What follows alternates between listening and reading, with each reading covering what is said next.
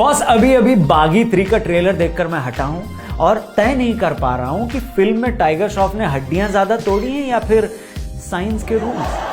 3 minute का trailer देखकर मैं ये समझ नहीं पाया कि वो आतंकियों के यानी टेररिस्ट के खिलाफ हैं या ग्रेविटी के। ये भी पल्ले नहीं पड़ रहा है कि उन्हें अपनी फिजिक्स से इतना प्यार है तो फिजिक्स से उनकी क्या दुश्मनी है। खैर, बागी का मतलब शायद वही होता है कि जो कोई रूल नहीं मानता, फिर चाहे वो जिंदगी का रूल हो या फिर फिजिक्स का। तो एक काम करते हैं, न्यूटन जी की आत्मा की शांति की प्रार्थना करते हैं और दुनिया के सभी फिजिक्स के प्रोफेसर से माफी मांगते हैं और आइए शुरू करते हैं बागी 3 का ट्रेलर रिव्यू। नमस्कार दोस्तों, जय हिंद। मैं हूं रौनक। इतने सालों में हॉलीवुड की सुपर हीरो वाली फिल्में देखकर यही समझ में आया है कि हीरो सुपर हीरो तभी बनेगा जब उसके सामने चैलेंज बड़ा होगा। इसलिए किसी भी सुपर हीरो वाली फिल्म में सुपर हीरो को ना धरती को बचाने से नीचे का काम अपने हाथ में वो लेता ही नहीं। कभी देखा आपने?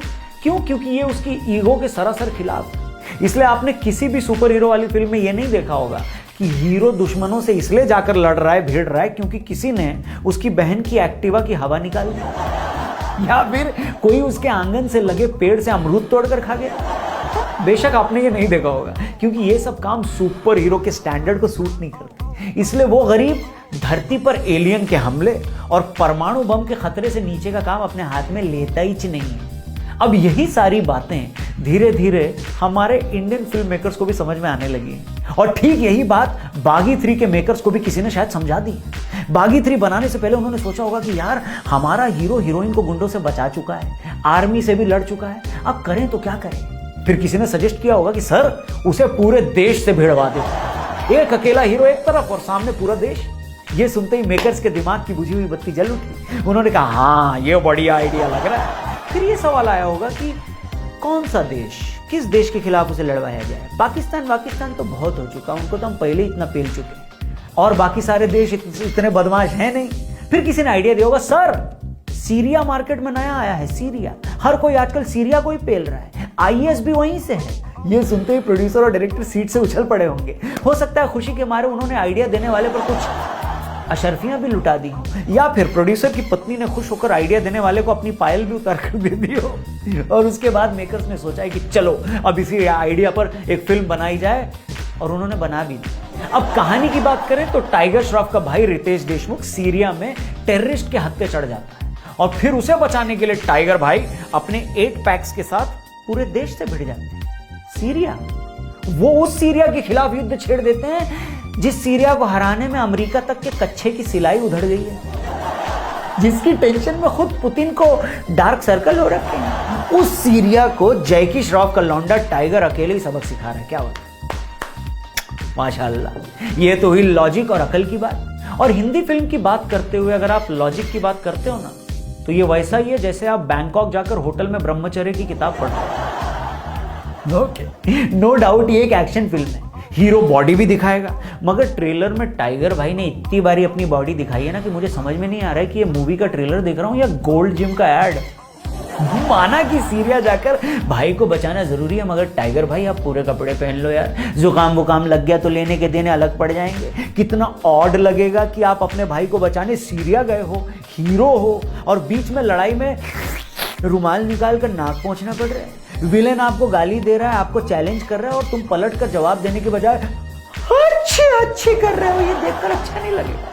वैसे भी कोरोना वायरस के डर से लोग आजकल अपनी नाक तक नंगी नहीं छोड़ रहे हैं और तुम पूरे फिल्म के ट्रेलर में नंग धड़ंग घूम रहे हो। ये देखकर मुझे अच्छा नहीं लगा। एक बार को तो मेरा दिल किया कि स्क्रीन में घुसकर टाइगर को शॉल पहना दूं, फिर मैं बोला छोड़ो यार, ट्रेलर को डिस्टर्ब नहीं करता। तो जैसा कि मैंने पहले ही कहा और ट्रेलर देखकर आपको पता चल जाएगा एक एक्शन फिल्म है, मगर जितने सीन्स भी ट्रेलर में दिखे हैं इनोवेशन की थोड़ी कमी तो लगती है। आपको हर सीन पर यह लगता है कि ये तो मैंने उस फिल्म में देखा है, इसे मैंने वहां देखा है। मतलब एक सीन जिसमें टाइगर ढाल से खुद को बचाते हैं या हाथ जमीन पर लगाकर घूमकर अपनी टांग चलाते हैं, वो सीधे सीधे देखकर लगता है कि शायद वंडर वुमन से उठाया गया। छोड़ो, इसके अलावा टाइगर इतने एक्रोबैट्स और उछल कूद कर रहे हैं कि समझ नहीं आ रहा है कि वो एक्शन कर रहे हैं या फिर टोक्यो ओलंपिक के जिम्नास्टिक इवेंट के लिए ट्रायल दे रहे हैं।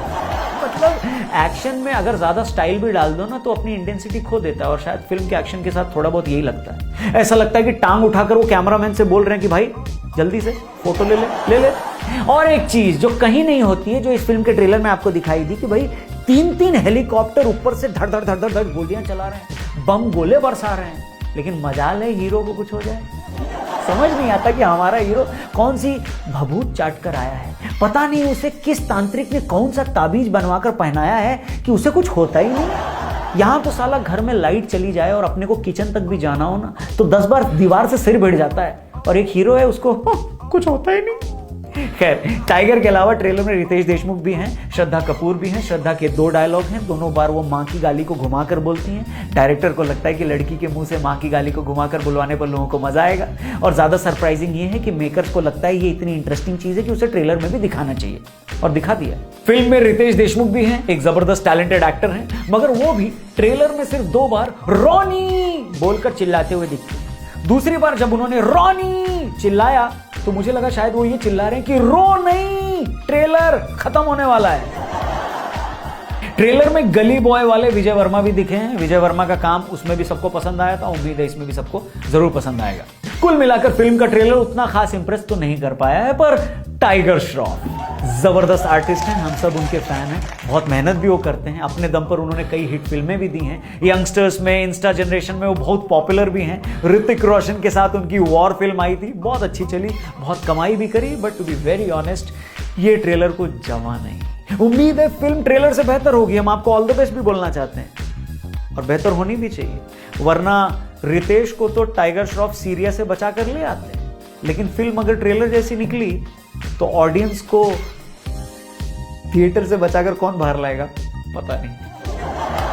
Well, thank you very much, और एक बार शुक्रिया इस वीडियो को पूरा देखने के लिए। ये ट्रेलर रिव्यू कैसा लगा कमेंट करके जरूर बताइएगा, पसंद आए तो इसे शेयर भी करिएगा। अगर फेसबुक पर देख रहे हैं तो हमारे पेज को लाइक और फॉलो जरूर करिएगा। अगर यूट्यूब पर देख रहे हैं तो हमारे चैनल को सब्सक्राइब जरूर करिएगा, बेल आइकन भी जरूर दबाइएगा। आरजे रौनक का अगर मोबाइल ऐप अब तक आपके फोन में नहीं आया है, एंड्रॉइड है या फिर iOS यूजर्स, उसको भी डाउनलोड जरूर करें। जल्दी मुलाकात होती है आपसे, अपना ख्याल रखें। थैंक यू वेरी मच, नमस्कार एंड जय हिंद।